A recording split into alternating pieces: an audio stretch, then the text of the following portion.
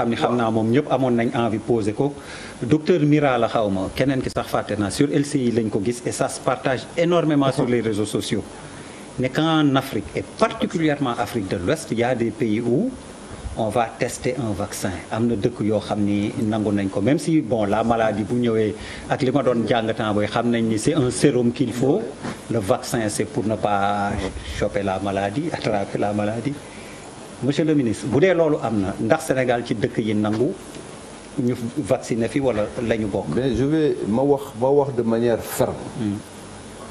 et très prompte. que ne loolu amul en tout cas Sénégal amu fi. te ñi ngi bokk dans un réseau OMS Afro. au plan CEDEAO au plan Union africaine. man en ma qualité de ministre de la santé et de l'action sociale. am quand même un rôle assez stratégique si OMS Afro mais aussi au niveau CEDEAO amul benn kuréel bu ñu ko waxtaanee.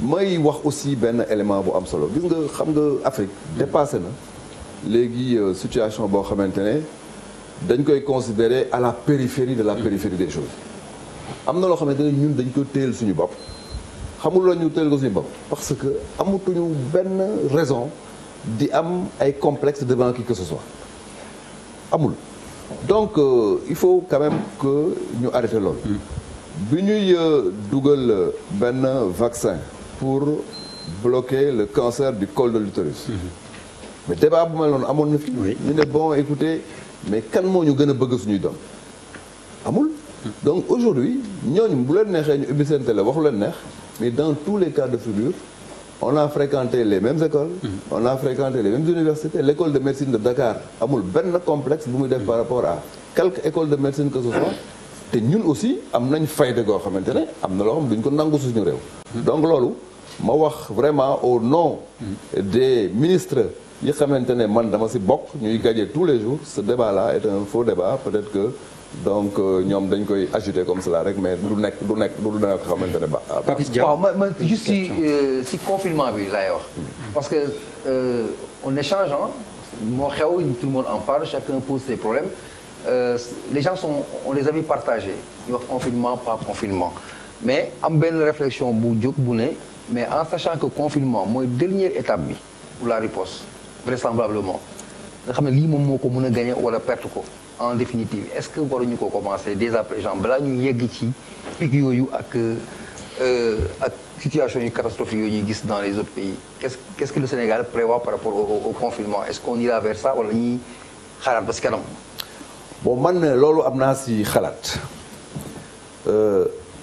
actuellement avec les mesures yu ñu jël ñu ngi seetlu que ne le nombre de cas importés tend vers je vais pas dire vers zéro mais en tout cas mi ngi obéir à une courbe décroissante beneen élément bi aussi mooy que ne xam naa ne il y a une semaine j'avais 2888 cas contacts yu ma war a circonscrire téye leen pour que ñu bañ a génn ou bien ñu ban leen wàll te ñooñu ñëpp jël naa ay réceptifs ay hôtels yóbbu leen fa pour tëj leen foofu di leen surveiller pendant les 14 jours yooyu déjà ce sont des mesures yoo xam ne bu ma ko jëlee le couvre-feu ak l'ensemble des mesures yi ñu jël au niveau de l'État il faut au moins ces mesures là ñu jox leen le temps d'observation de leurs résultats te gis naa ne au moins au niveau des cas importés tey par exemple benn cas importé la ñu bu fekkente ne génn nañ les 7 yi xamante ne dañ doon dugg vers Vélingara ñu bloqué leen foofu mettre leen en quarantaine et on a constaté effectivement qu'ils étaient positifs donc fondamentalement les mesures yi ñu jël actuellement te yegguñu confinement ñi ngi joxe les résultats et moi la question que je suis en train de me poser mooy déjà mesures yi ñu jël mais na ko gars yi respecté déjà les mesures yi xamante ne jël nañ leen au niveau des quartiers et cetera on demande à toutes les populations sénégalaises de respecter ces mesures te bu ñu ko respecté gëm naa ne mën na am ay résultats parce que jusqu'à présent mais les choses ne nous ont pas encore échappé te les mesures qu'on a prises wax dëgg yàlla on est en train de voir par rapport à l'importation de cas am na effet et par rapport aussi au confinement je m'excuse aux cas qui sont des cas contact tey boo demee au niveau de beaucoup de réceptifs le gouverneur d'ailleurs hier on lui a demandé mu réquisitionner même certains réceptifs jël effectivement nit ñi yóbbu leen fa au fur et à mesure docteur mën na leen jox tout à l'heure le nombre de cas contacts yi xamante ne jëlee nañ leen seen kër actuellement yóbbu leen au niveau des réceptifs di leen contrôler pendant au moins 14 jours on avait un stock de 2888 il y a un nombre qui est déjà sorti donc du suivi parce qu'au bout de 14 jours dañ leen génn du suivi hier quand on a fait le point on avait 1110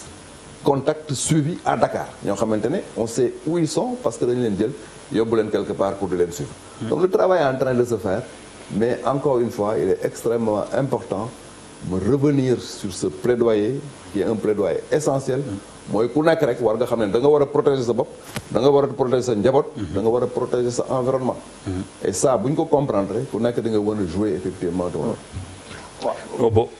Oui, bon, pour que ça se démocratise, Charles. Wow. Moi, je reviens sur le masque. J'insiste dessus. L'Académie française de médecine le 2, ils ont fait des recommandations au gouvernement français. C'est-à-dire que les Français, ils donnent le masque là, tout ça, toutes les théories. Eh bien, en confinement, comment en sortir de confinement, ils vont généraliser le masque. Ça va être industriel. Docteur Sank Dagane, masque bi, c'était en tissu. Avec les artisans que nous avons. Ça veut dire que maintenant, je suis dans l'anticipation. Ça veut dire que je vais faire des bêtements, je vais faire que c'est imposer un concept. Le confinement, en tant que tel, si nous devons, ça veut dire que nous avons ça, ça fait déjà. Parce que nous, par rapport à il faut que nous par contre, quand nous sommes au Sénégal, nous sommes tailleur. Quand nous sommes au Sénégal, nous sommes tailleur. Quand nous sommes au masque. Masque, il est prouvé, en tout cas pour les pays qui l'ont essayé, que 80%, jusqu'à 80%, d'après le taux de contamination. Parce que tout simplement, c'est pour moi, le Singapour, les Tchèques l'ont fait. Ils ont même écrit au président Trump, pour Neko, il faut l'essayer. La Slovénie, autant pour moi, Japon, vous nous copiez le nom, ce n'est pas la France pour moi qui est le modèle. Nous nous donnons coqueli. Et on va le voir bientôt qu'en France, tout Français en sortie de confinement. Parce que nous sommes aussi dans une talk sur nous, il y a une économie, on va mourir de faim et tout ça. Il faut que l'économie marche. Mais nous avons une discipline. Et je pense que les tailleurs, ils peuvent nous faire, nos mamans peuvent faire des choses qui font que très rapidement, on va vers un Sénégalais, un masque. Moi, c'est le... Je vous dis, monsieur le ministre, vous me appelez, vous avez un leader, non, vous me appelez. Moi, je suis un Sénégalais. Nous sommes à un hôtel. Pourquoi me poser la question du Fesman? Pour la seule et simple raison, vous faites une affaire Bouifi, c'est 800 lits. Qu'est-ce que c'est devenu? C'est 800 conteneurs climatisés. C'est climatisé. On me dira que ça fait 10 ans.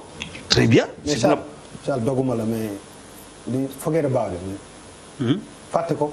Non, I'm sorry, je suis un homme libre. No, Guy, let me down, let me talk about this. Non,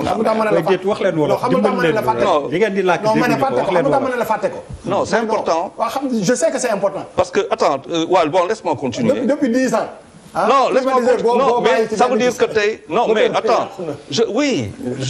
Ça veut dire quoi? Ça veut dire état continuité là aussi. État continuité là. Ça veut dire que on fait des réquisitions d'hôtels. C'est vrai, Charles, excuse-moi. Depuis ça, on m'a signalé que les lits du Fesman, université, donc ça a été redéployé. Avec oui, les lits du Fesman. La LONASE qui a donné 1000 et quelques lits il n'y a pas très longtemps là. C'était quel lit qu'ils ont donné là-bas? 800 lits. Bon, on va faire une enquête bon, des Pierre, journalistes. Celui qui a donné l'info, je te permets de le mettre. Voilà, donc il y a quand même la LONASE, permettez-moi de faire de la publicité, qui avait donné quand même des lits en fer, parce que c'était des lits en bois qui étaient là-bas. Attendez, s'il vous plaît. Je suis journaliste aussi. Pourquoi? C'est pour Dimbali. Non, ça veut dire, le ministre a dit quelque chose pour Absolo. Il se sert de ce plateau-là pour rentrer dans les salons et pour parler avec les gens. Mais les gens, on va leur parler.